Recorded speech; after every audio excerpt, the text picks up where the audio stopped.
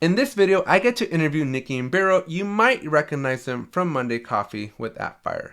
Now, this interview is a little bit different than the rest of the summer series that I've been doing because instead of asking my traditional questions, we took this interview in a completely different direction. And if you've ever wanted to get insights from the founders of a specific app, then this interview is going to be really, really special and you're really going to enjoy it because there's so much discovery into how they name things, how they got started, why they did the apps, and then also talk about their future plans for their company, for their goals, and what they plan on doing in the very near future. Are you tired of struggling to present your data in a clear and visually compelling way within Jira? Look no further. Introducing custom charts for Jira by our good friends over at Old Street Solutions. They provide the ultimate solution for powerful and customizable data visualization within Jira. Old Street Solution is the official sponsor for our Thursday Atlassian community member interviews. Use the link in the description down below to start a free trial of custom charts for Jira today. Now, I do hope you enjoy it, and if you do, make sure you smash the subscribe button, drop a like, and make sure you check out all the different links in the description down below because I officially have my very first Udemy course and a merch store that is all available down below. Enjoy the interview.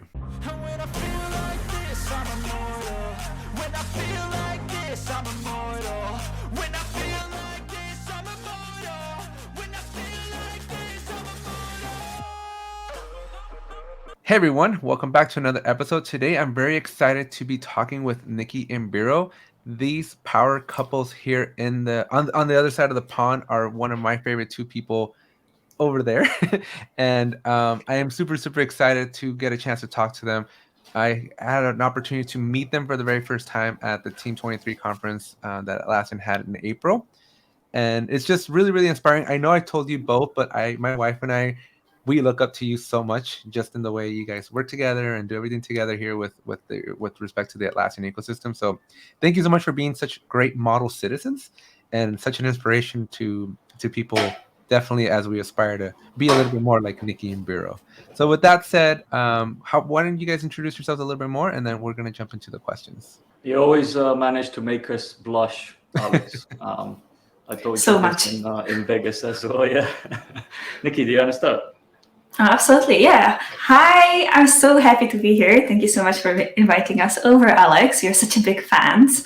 I follow you on TikTok all the time. Well, I'm Nikki, ex-co-founder of Jexo and currently product manager at Appfile and also Atlassian community leader. I focus mostly on the online community and also creator. Atlassian creating part of the program. So that's very exciting. And we also have a podcast, Monday Coffee, with Appfile for all the news around Atlassian. Oh, yes, definitely. Whenever appropriate, do the shout out to the Monday Coffee. One of the greatest shows. We watch it every single Monday. A little early for me, though. It's usually like at 2 a.m. So I have to catch it when I wake up a little bit later. But great show. And we're missing Peanut. Oh, no. I think I kind of see. There it is. Yeah. There's Peanut. Yeah. So, but yeah, if you haven't already, links will be in the description below. So do go make sure you go over to their channel, subscribe, and show them some love. All right. So we're going to start off here then just with the very first question. And this is kind of origin story. So why don't you tell us a little bit about who you are and how you got into the space of Atlassian beyond what... Oh, that is really good story. I think Biro can do it together with his introduction. All right. Yes, you skipped my introduction. Oh, it's all right. That's something at the beginning. I'll forget I didn't you. realize that you passed the baton over to Nikki. So sorry, I heard you talk. How nervous I am. It's like, all right. So go ahead, just bring it all together for us, Biro. All good. Right. So I am Biro, one of the co-founders at Jexo. Jexo got acquired by Appfile, as maybe some of your audience knows.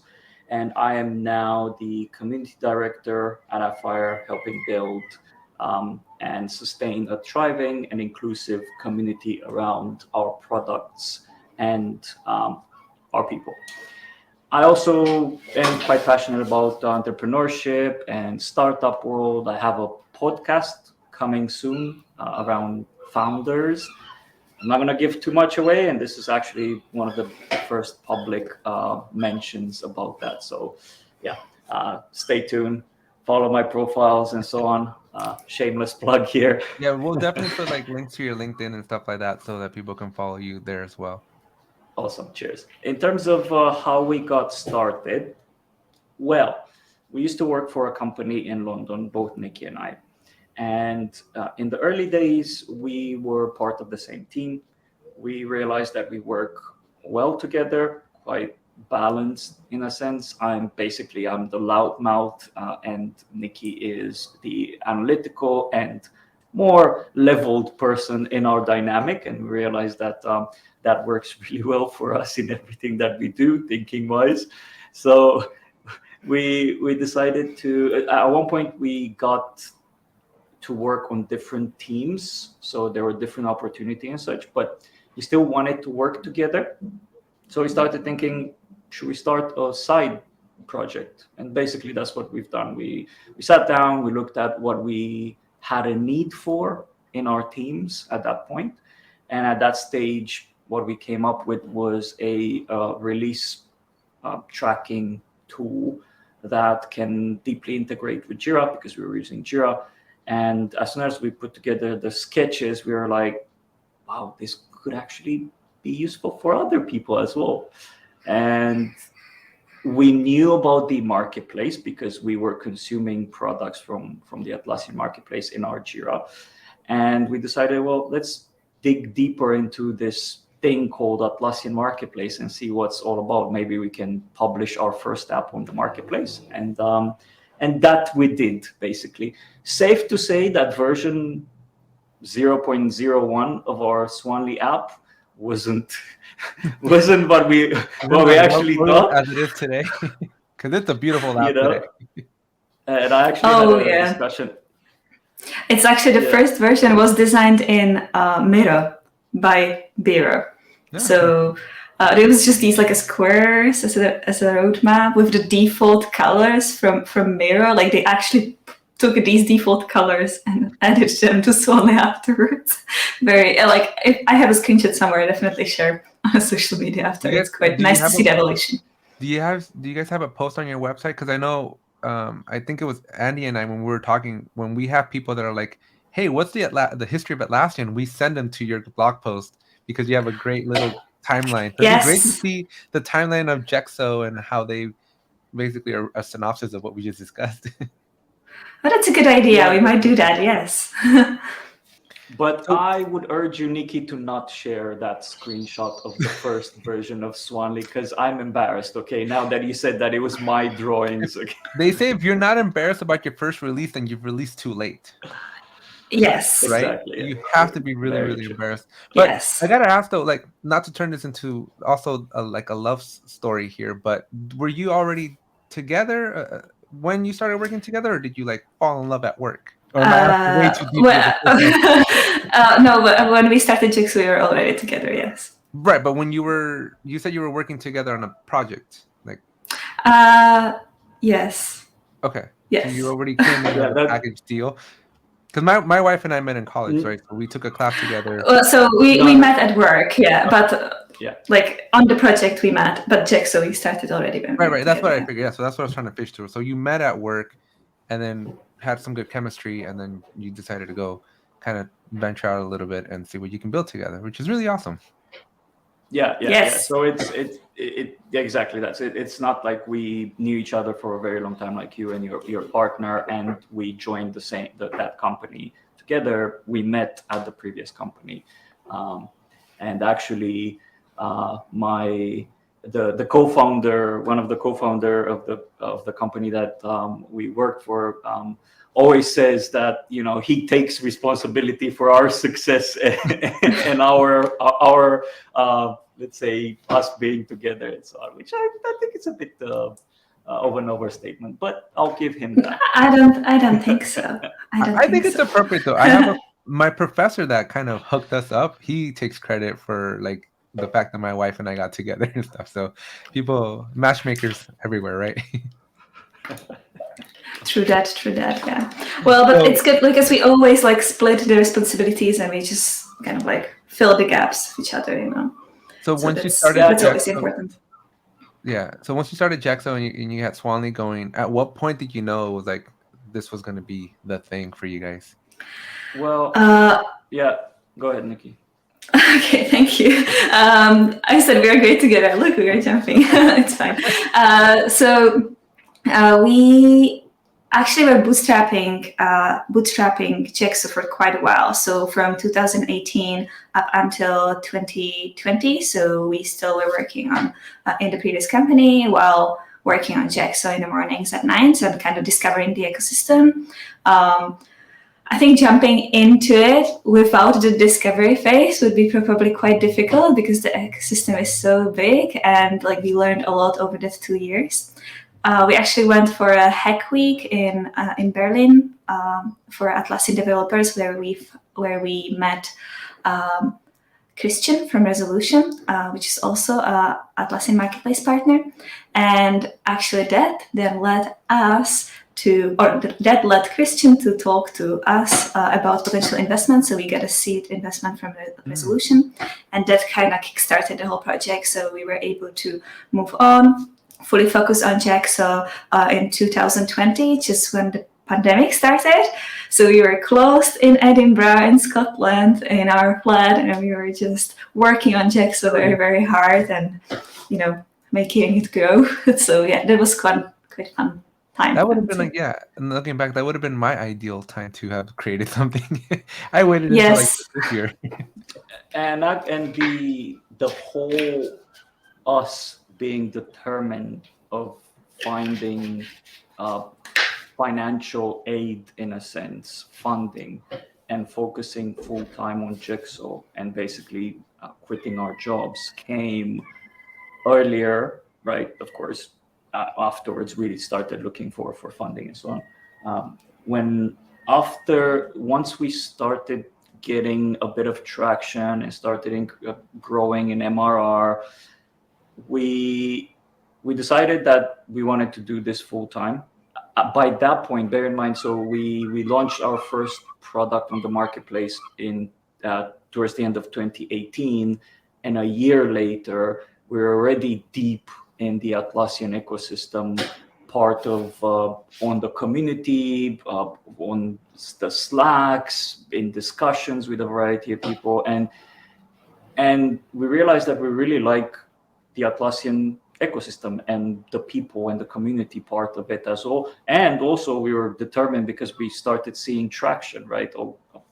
People actually want to use this thing. So that's when Nikki and I sat and realized, because up until then it was more, we didn't start Jexo with the thought of we're going to make it our full-time job. We started as a side of this, whatever happens, happens. In the first year was more discovery, exploratory type of realm. And then when we realized, this is an awesome community that we want to continue to be part of. And actually we have customers that want to pay for our product. That's when we got motivated to say, okay, double down on the Atlassian ecosystem and be part of it properly. Awesome. That's such a cool story, because like my wife and I, we've been working on this plugin for like 3 months, and I can't tell which way's up from down and side. Like we're just like, every time, like we know what we want to build and we have a good idea and a good vision, but we're like, every single time that we're gonna do something new, we're like, well, shoot, how do we build this? Like we're just like hit with like this constant flow of like, we're learning Forge as we're going, we're learning the APIs as we're going, and it's just like a constant like just iterative like, man, this is scary, this is hard. There's a reason why nobody does this every day, all day, every day. Let me put you at ease a bit. It took us 6 months, probably a bit over 6 months, and quite a lot of learning in that period to launch what was a sub-mediocre solution, right? So, don't stress if, for example, it takes 4 months and initially you said, I really wanted to get this done in 2 months and launch it and so on, or 4 months, 5 months, and so on. Yeah, you should always not launch too late. You should know when that time comes, but I would say don't rush it because you set your mind on, I'm going to launch it in 2 months, and if it's not done in 2 months, then I'm starting to consider whether this is a good idea or not. Because again, you're discovering. It's not like you know the APIs and all the technical bits of developing a marketplace app. You're discovering a lot of that now. So, estimations are estimations. That's what they are. Let me tell you though, there was a YouTube series on like how to get an app to the marketplace. Like I would be your number one subscriber there. Because like right now we're like, okay, so we got like a proof of concept done, and we're like, great, how do I get it uploaded and approved? And what does that approval process look like? Oh, yes. Well, the problem with that is that things are changing. So Yeah, but that just you means kind of more need to and more look for content every time it changes. You make new That stuff. is true. That is true. That's an interesting idea. Biro already is thinking about it. Yeah, I know. Biro's like me, man. He's like 5-10 steps ahead of everybody else, right, Biro? There is someone in the ecosystem that actually published a Forge course. I got that one. I've been watching that. But yeah. Right. Okay. It's Yeah, more about, I think, been that very submission process and like what happens afterwards, right? So like you build the app, then you're submitting to the Atlassian marketplace. That happens via ticket, I think, right? Yeah, and then submit like button. promotion Yeah. skills. Like, how did you guys get traction? How did people find Swan Lee? Yeah. Like, So I'm so curious to hear like all those kind of things, right? I think I don't see anybody else doing anything like that, right? Because you guys are, the trendsetters here. that was a journey though, because I remember when we were still in London, there was coding Swan Lee, and I don't really do JavaScript. So I was like, okay, maybe I should do a website. So I was like looking at the marketing side, but at that point I'd never done marketing before. So I was like, okay, we should start social media. So we had like Instagram and LinkedIn, but there was no proper strategy behind these social media, but we were kind of trying things. We weren't giving up, So I think that's important. And then we stumbled across this webinar from K15T, I think, and also from Chris Cook from Old Street Solution. Yeah, so they were doing 2 separate webinars, but basically the K15T, I think, were explaining how they were launching one of their apps to the Atlassian marketplace and what was the marketing strategy behind. And Chris, on the other hand, was talking a lot about the importance of blogs and content, which I'm sure that you're going to be fine with.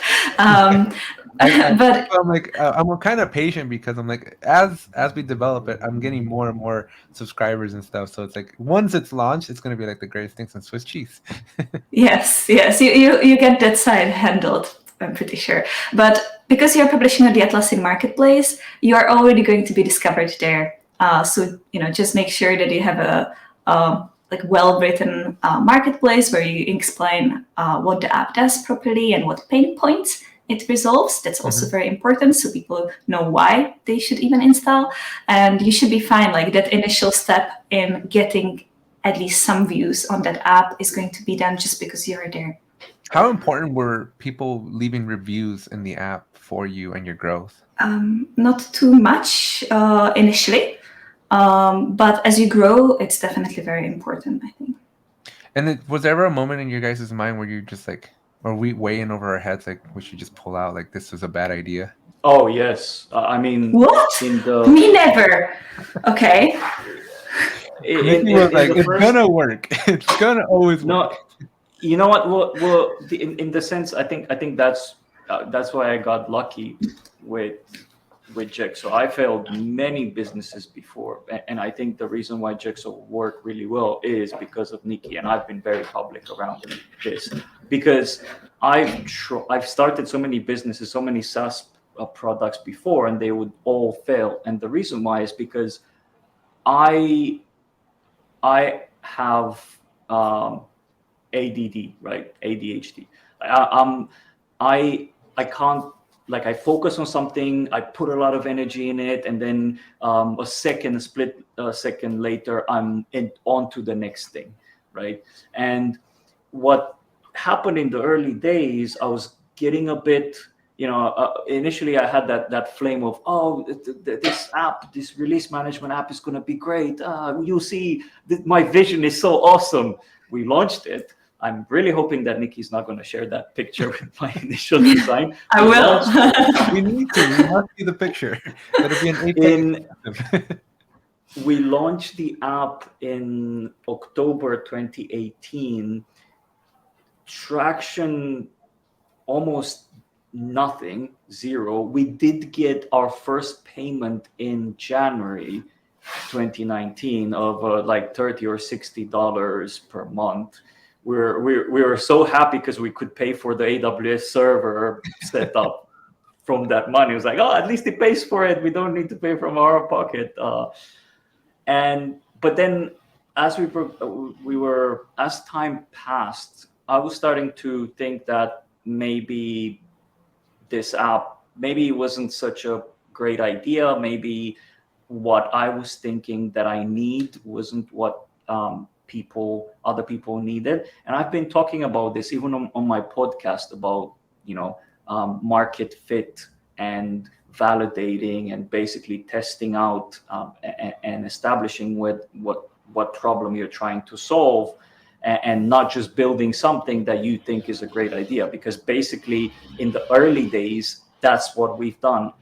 I had a need being a release manager at that point. I had a need and I had a vision of what I thought I needed and wanted to, and the problem that I was solving for myself. And I thought everyone else will see this challenge exactly the same as I see it. And that was far from reality. And luckily, Nikki was there to start, thinking about this entire challenge. Release management. Well, it seems like it's a hot topic in the Atlassian, in Jira and in the Atlassian world. Oh, there's conversations here about this topic. Oh, there's feature requested from Atlassian. Right.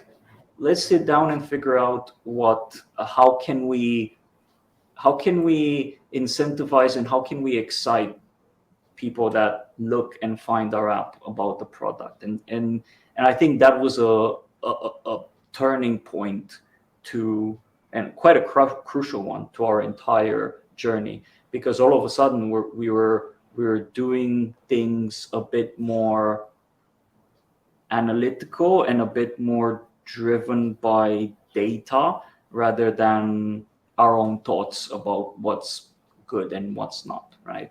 And that's why a lot of my businesses failed before that, startups and so on, because I was building what I thought was the right solution.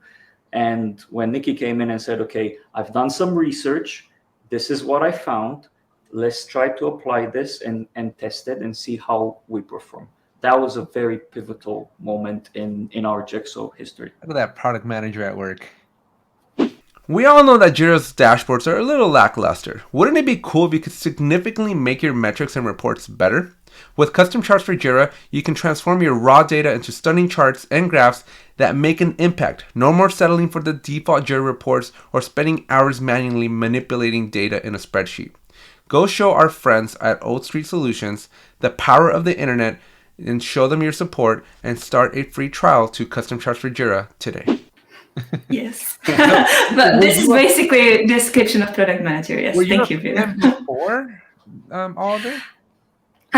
No, but I really, really wanted to become one. So I started my career as a QA, career in IT as a QA. So I wanted to move towards something else. So I was thinking about software engineering initially, but then I was like, well, maybe.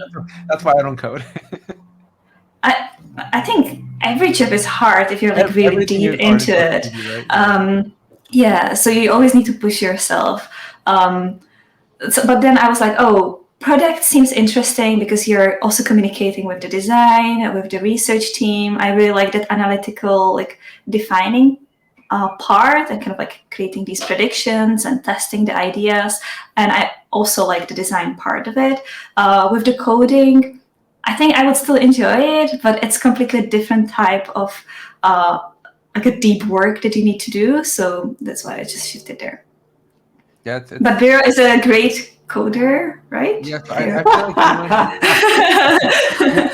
feel like are you making fun? No. No, as in Nikki, because she knows very well that I am a functional coder. I call myself a functional coder. I don't code for beauty. I code code for function, right?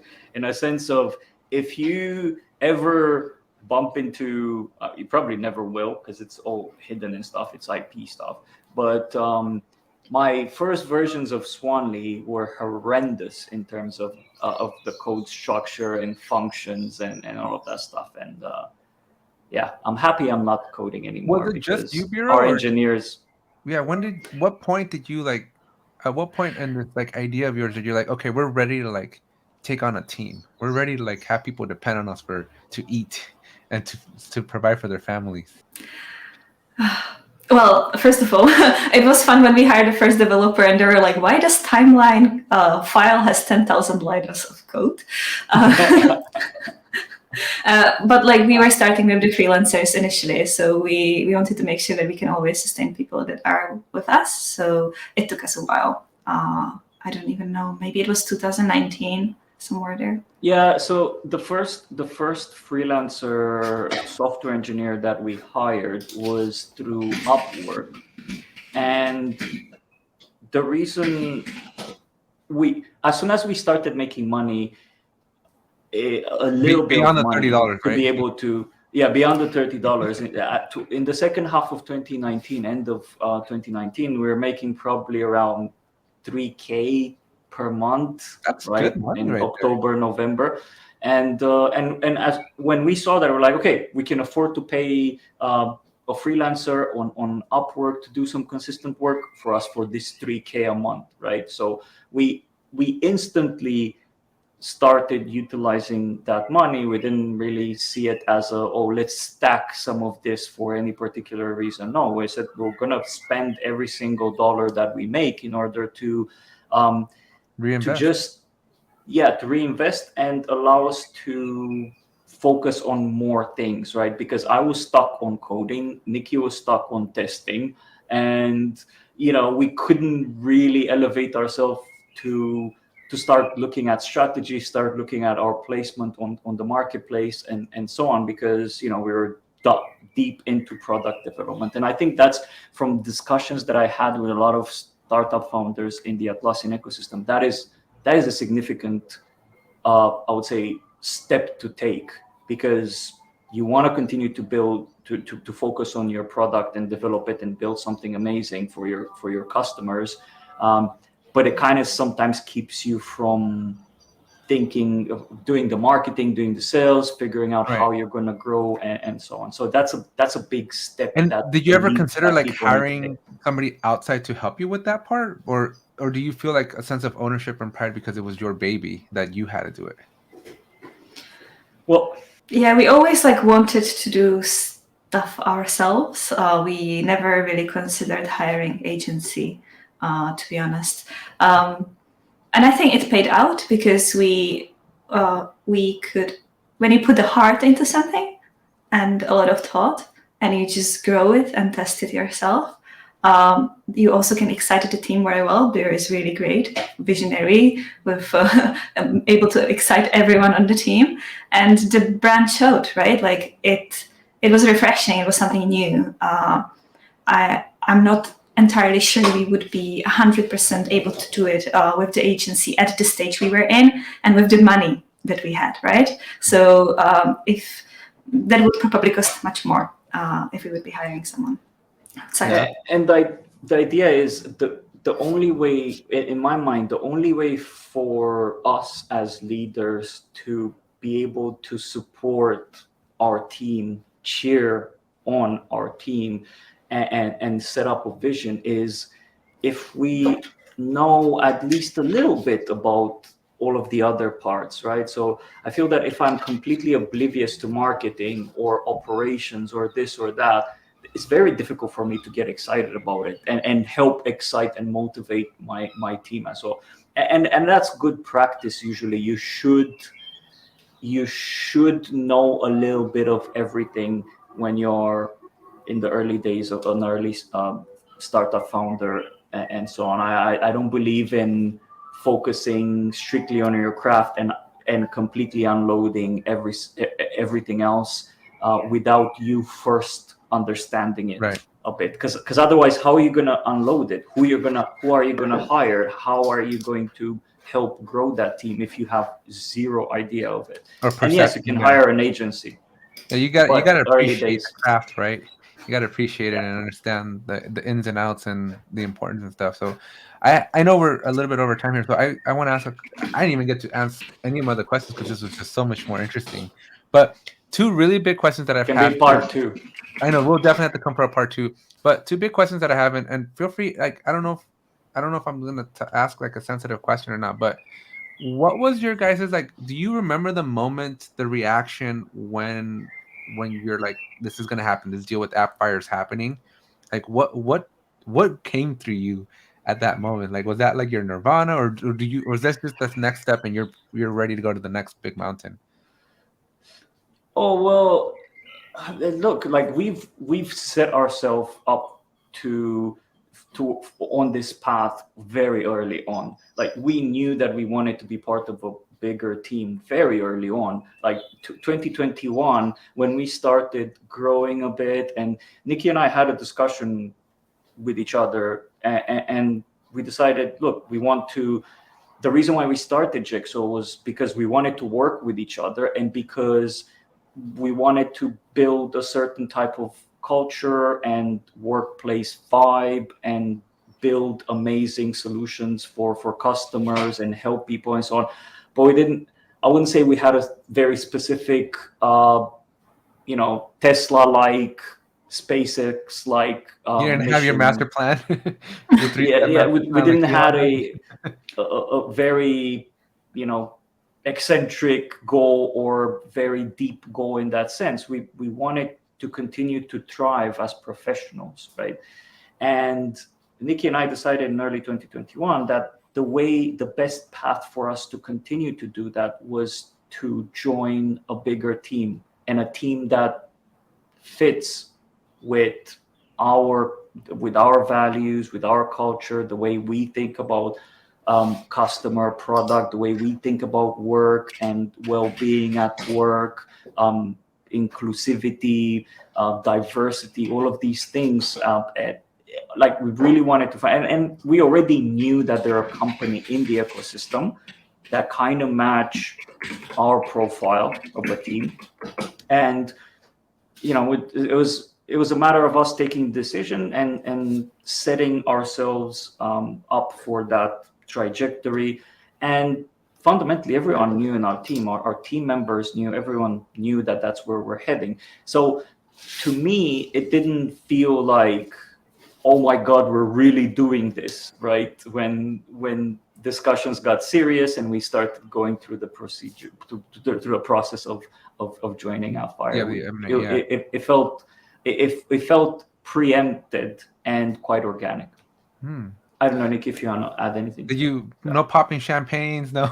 There was so many popping champagnes in the meantime, because it's outside you might think about it that it's something that happens like this, but actually, as Biro said, it was like a years in making process. Yeah, because you guys just announced it earlier this year, right? But if you guys are in 2021 already, that's a good, at least a solid almost 2 years to get started, right? Yes. That's quite a while. In the same time, that's when we decided that that's where we're heading. We ran our business as a business, right? We continue to grow, we continue to invest in people, we continue to build awesome products and such. And we just knew when we were ready. And that's when we started discussions and so on, and started going through the process of so joining it's almost the opposite then of like Old Street Solutions, right? Because like Chris Cook had made it very clear. He's like, I'm never selling. But you guys all came in with the vision of like, we're gonna turn this into something that is like will appeal to a greater good that's gonna want to acquire this. So it's interesting that you have different mindsets. Because I have no idea. Like when you guys made your announcement, I opened my door and I ran to my wife. I'm like, they're getting acquired. She's like, I'm like, do you think we could ever do that one day? Like the first thought that came to our heads is like because we were like, we're mainly doing it because we just want a little bit of a passive income, right? Where it's like, it'd be cool to get a few $1,000s a month coming in from an app, but we also understand the possibility of like having a few $100,000 or even an acquisition of sorts. So very exciting times, I think, are ahead. Oh yeah. So For sure. the last question here is Jexo and Swanley, like these names unique. Who's the mind behind it? Like who came up with all the creative stuff?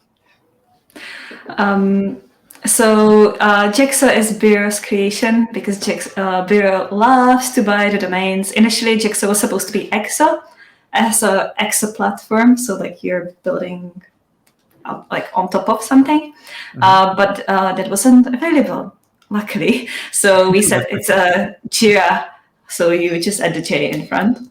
That's how Jexo was made. Very thoughtful. So it's basically it was basically Jexo Jira Exo, right? Jira Exoskeleton, like from the outside, something like that, right? And then the but it was sticky. It was. Yeah, it was very sticky. Super playful, fits with the brand. I was surprised how well it played out. And the app names, we knew that we want to launch multiple apps, so we wanted to make it easy for us to just name a new app. And it was actually a great strategy because people remember those names and they kind of like think of an animal and then attribute it to the app. So it's quite nice. Okay, so it was like great for brand recognition. Yeah. No deeper meaning of like maybe like swans usually represent like some symbolism, right? Like yeah, each of the app has right. So maybe like yes, they do. So Swan is like an elegant release management initially. Foxley is a smart backlog planning. Hedge is like a risk-aware animal because it has like the things. Okay, so you do hide a little bit of symbolism between these names. Okay, so that's really, really cool. Again, I just don't want to be very respectful of your time here. So thank you very much. I literally did not get to ask you anything other than that origin story. So we have many more questions for a part 2 later. But again, thank you so much again for being out there for putting content out. Like I said, my wife and I enjoy watching everything you guys are doing. And again, I'm really starting to sound like a cliche and a broken record, but we do hopefully one day aspire to be like you guys. But I will say that my wife and I are opposites of you guys. Like I feel like I'm more of I come up with the product and the requirements and stuff and the voice of customer, and my wife's like, she's just like, tell me what to do and I go get it done. Like she doesn't want to deal with any of the other stuff. She just wants to code and just build stuff. So she's my coder and I'm like the one that's out there trying to figure life out. But that's perfect duo, I think. You're gonna make it. Yeah, no, it's rare to see other, like, I mean, in my industry, right, and my experience of the last, I don't know, 10, 15 years that I've been in this industry is just like finding two people that are like my wife and I, we did a calculation. We had spent like some 16,000 hours together in the same room since COVID started. So it's a great amount of time where we have a relationship, right, a personal relationship. But then we have a work relationship, and it's like it's a very fluid, right? Like we can be in the kitchen talking about the kids, and then all of a sudden we're talking about the business. Yeah, right. It's the same thing for us, and I think that's the only way. That's the only way to have a business and a professional relationship with your significant other is if these kind of transitions are organic and very easy to do, and it doesn't feel like we're talking about work. No, right. I don't like it. I don't feel comfortable, and so on. If that's the case, then maybe that's a sign that you shouldn't be working with your significant. Yeah, but not a lot of founders have that luxury, though, right? A lot of founders have like another male founder or another person in another part of the world, and so I think my wife and I or you guys, right, just being able to have those organic conversations all day long, like the 24 hours of the day, is a little bit, I think, more of an edge case than anything else. But thank you very much for jumping in. Thank you so much for agreeing to do this. Hopefully you guys had fun. I will drop links for everything, your YouTube channel, the marketplace listings, whatever you want in the description down below. And so any parting words before I hit the end recording here? Well, thank you so much for inviting us. I'm so excited to be on your channel as a guest. I hope we're going to do the part 2 soon. Yeah, I should tell you. So where can people find you? Like links or what would you like to highlight? Do you your app, any books that you got published? So you can find me on LinkedIn as a Nikki Zawadzka, or you can find me on TikTok as Nikki Zavi. And you can also find us on the Monday Coffee with Appfile YouTube channel, where we have a weekly podcast about the Drop the Atlassian news. ball again. I should have put my Monday with Coffee shirt on. Yeah, and you can find me on LinkedIn as well. If you're interested in anything startup world, founder life, and challenges and so on, that's kind of the stuff that I'm starting to talk a bit more about. And as I mentioned, I'm starting a podcast. And that's it for promotion. The thing that I wanted to close on, Alex, you're doing a great job. I've been so impressed with all of the awesome content that you've been putting up. Like this entire summer of Atlassian 2.0, it's a significant undertaking and very impressive one. I know I wouldn't be able to I don't know. so much content. I don't think it's as great as your 72 hours of PMing, because that was the best. That was probably the most stressful thing y'all probably put together. Oh, yes. Anyways, take the compliment, Thank okay? you. You're doing a brilliant job. Thank you. Appreciate it. All right, so thank you very much. And that was an interview with Nikki and Biro. Again, favorite power couple on the other side of the pond. Make sure you check out Monday Coffee. Every single Monday, they bring you all the Atlassian news straight to your YouTube channel. So make sure you go show them some love and go subscribe to their channel. Take control of your data. Custom Charts for Jira offers an extensive range of chart types and customization options, whether it's a bar chart, pie chart, or line chart, or pretty much a bunch of other different types of charts that they have. Create stunning visuals that represent your data in Jira accurately, tailored specifically to your specific needs. Head on over to the Atlassian Marketplace and show Old Street Solutions the power of the internet, and start a free trial of Custom Charts for Jira today. If you also enjoyed this interview, make sure you subscribe to this channel and make sure you smash a like as well. Don't forget to check out the links in the description down below so that you can find out all the different ways that you can support the channel, especially that Udemy course that I just published. Thanks, and I'll see you in the next one. I love the chase and the hunt, and I set the pace when I'm running. I always take what I want and I always give it 100. Don't need